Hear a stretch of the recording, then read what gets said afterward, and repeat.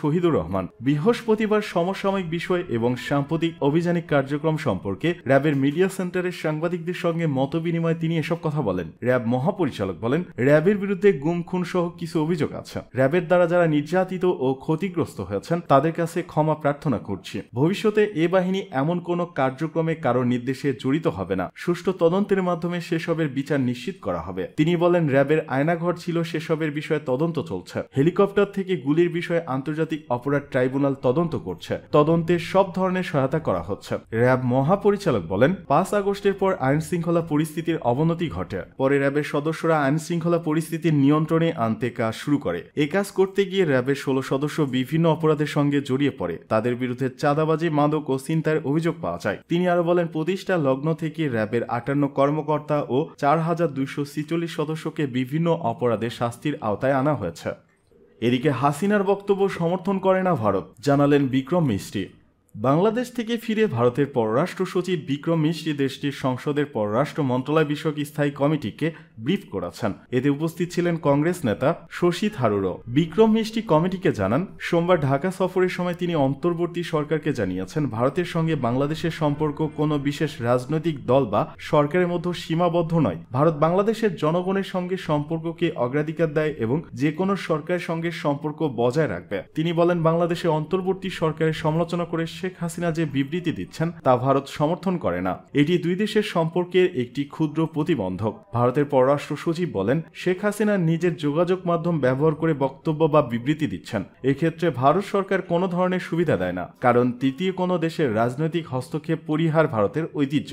এ সপ্তাহের সোমবার ঢাকা সফরের সময় বাংলাদেশের সঙ্গে কি কথা হয়েছে তা সংসদীয় কমিটির বৈঠকে তুলে ধরে মিস্ত্রি বলেন, বাংলাদেশ সরকারকে তিনি জানিয়েছেন যে বাংলাদেশ ভারত সম্পর্ক একক কোনো রাজনৈতিক বা নির্দিষ্ট সরকারের উপর নির্ভর করে না, বরং জনগণকে অগ্রাধিকার দিয়ে বর্তমান সরকারের সঙ্গে সম্পর্ক বজায় রাখবে তারা।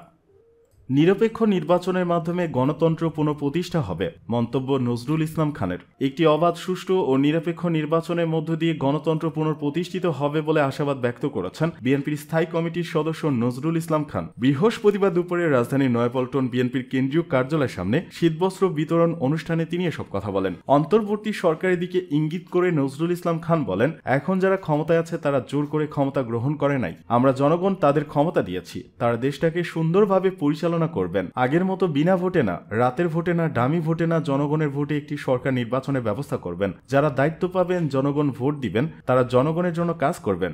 দেশ থেকে দুর্নীতি, অনাচার উচ্ছেদ করবেন। গরিব মানুষদের সাহায্য করবেন, সহযোগিতা করবেন, যেন নিজের পায়ে দাঁড়াতে পারে, কারো কাছ থেকে হাত পাততে না হয়। সেজন্য পরিবর্তন দরকার। আল্লাহর মেহেরবানি সেই পরিবর্তনের সূচনা হয়েছে উল্লেখ করে তিনি বলেন, আমরা আশা করব এই পরিবর্তন শিগগিরই সম্পন্ন হবে। আমরা ফ্যাসিবাদের পতন ঘটিয়েছি, কিন্তু গণতন্ত্র পুনঃপ্রতিষ্ঠা করতে পারি নাই। এই গণতন্ত্র পুনঃপ্রতিষ্ঠা হবে একটি অবাধ, সুষ্ঠু ও নিরপেক্ষ নির্বাচনের মধ্য দিয়ে। তার কিছু প্রস্তুতি আছে, তা চলছে। আমরা আশা করব সেই প্রস্তুতি শেষে জনগণের ক্ষমতা জনগণের কাছে ফিরিয়ে দেওয়া হবে। বিএনপির এই জ্যেষ্ঠ নেতা বলেন, এই দেশটাকে তো নিঃস্ব করে দেওয়া হয়েছে। আপনারা কদিন আগে দেখেছেন বিগত সরকার বছরে 16,000 কোটি ডলার বিদেশে পাচার করে দিয়েছে।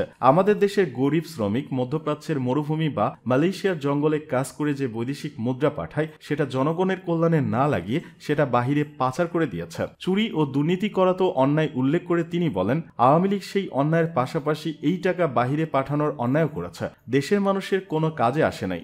যদি দুর্নীতি, অনাচার কম হতো তাহলে আমার এত ভাই বোন এত কষ্টে থাকতো না।